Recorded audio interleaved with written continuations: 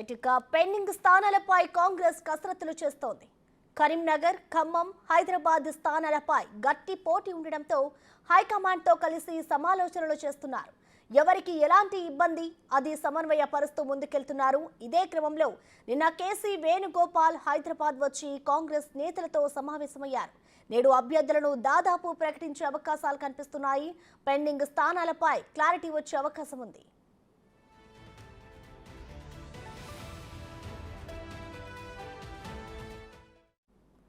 Karimnagar parliament ticket కోసం ప్రవీణ్ రెడ్డి, రాజేశ్వరరావు పోటీ పడుతున్నారు.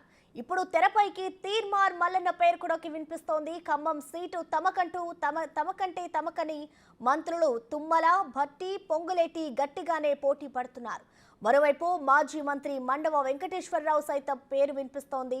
హైదరాబాద్లో సానియా మిర్జా పోటీ చేస్తారంటూ ప్రచారం జరుగుతోంది. అయితే ఇవాళ సాయంత్రం కల్లా అభ్యర్థులను ప్రకటించే అవకాశాలున్నాయని కాంగ్రెస్ నేతలు అంటున్నారు.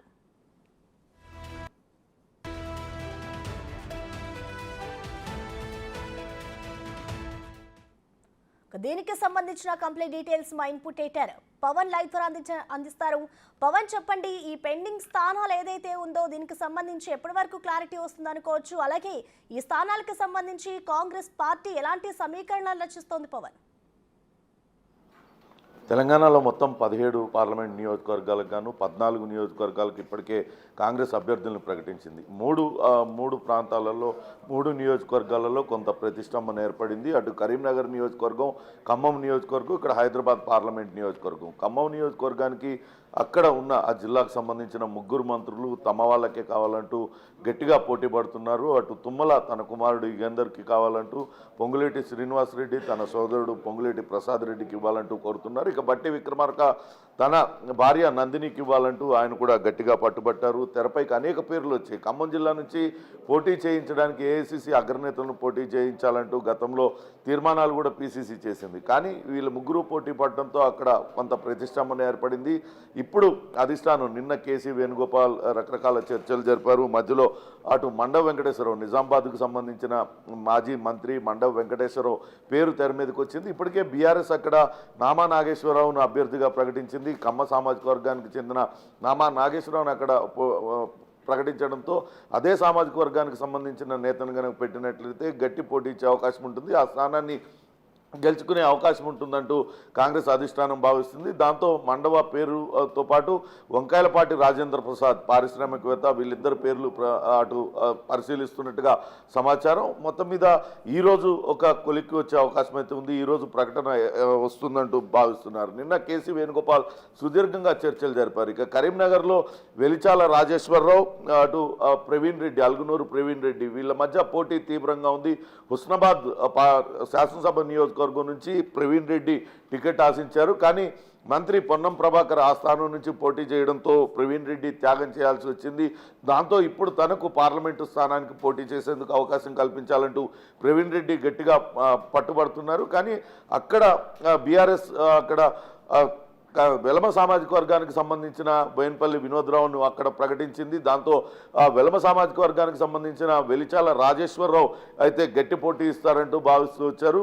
రాజేశ్వరరావు అటు ప్రవీణ్ రెడ్డి ఇద్దరి మధ్య గట్టి పోటీ నెలకొనింది. అయితే తెర మీదకి అనూహ్యంగా తీన్మార్ మల్లన్న పేరు కూడా వచ్చింది. అక్కడ కొంత బీసీ సామాజిక వర్గం ప్రభావంతం చూపిస్తుంది. కాబట్టి బీసీ సామాజిక వర్గానికి సంబంధించిన వ్యక్తిని కనుక పోటీలో దించినట్లయితే అక్కడ మంచి ఫలితాలు సాధించవచ్చు అంటూ కాంగ్రెస్ పార్టీ భావించింది. కానీ అటు చివరికి వెలిచాల రాజేశ్వరరావు వైపే మొగ్గు చూపుతున్నట్లుగా సమాచారం అందుతుంది. ఇక హైదరాబాద్ పార్లమెంటు నియోజకవర్గ స్థానానికి సంబంధించి ఆసక్తికర పరిణామాలు చోటు చేసుకుంటున్నాయి.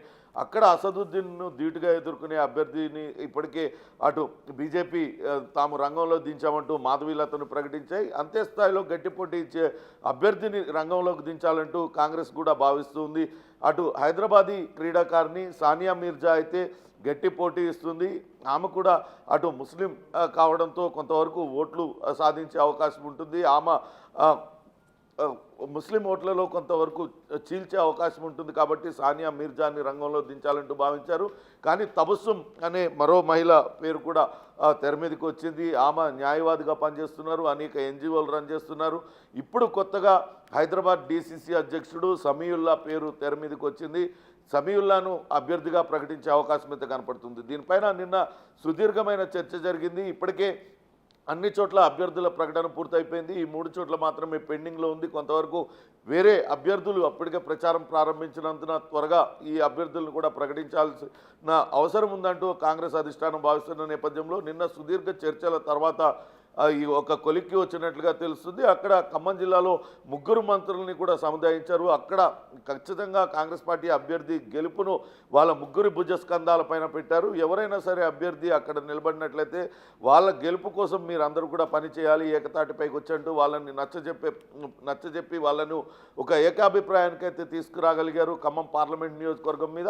అక్కడ మండం వెంకటేశ్వరరావు లేకుంటే అటు వంకాయలపాటి రాజేంద్ర ప్రసాద్ వీళ్ళిద్దరిలో ఎవరో ఒకరిని అభ్యర్థిగా ప్రకటించాలని కాంగ్రెస్ అధిష్టానం నిర్ణయించినట్టుగా సమాచారం అందుతుంది. అట్లనే కరీంనగర్ నియోజకవర్గంలో వెలమ సామాజిక వర్గానికి సంబంధించిన అభ్యర్థి పోటీలో ఉన్నాడు. అక్కడ కొంతవరకు ఆ సామాజిక వర్గం బలమైన సామాజిక వర్గంగా ఉంది కాబట్టి వెలిచాల రాజేశ్వరరావును అక్కడ రంగంలో దించి ప్రవీణ్ రెడ్డికి నామినేటెడ్ పదవో మరొకటో ఆయనకు ఇచ్చే రకంగా ఒప్పందం జరిగిందనే వార్తలు వస్తున్నాయి. ఇక హైదరాబాద్ నియోజకవర్గానికి అటు సమీవుల్లా హైదరాబాద్ డీసీసీ అధ్యక్షుడిగా ఉన్నాడు. ఆయన్నే అభ్యర్థిగా ప్రకటించే అవకాశం ఉంది. 24 గంటల లోపలే అభ్యర్థుల ప్రకటన వెలువడుతుందంటూ నిన్న సాయంత్రం మాజీ పార్లమెంటు సభ్యుడు మధు యాష్కి గౌడ్ చెప్పిన నేపథ్యంలో ఈరోజు ఈ ప్రకటన ఉంటుందని భావించాల్సి ఉంటుంది. ప్రసన్న.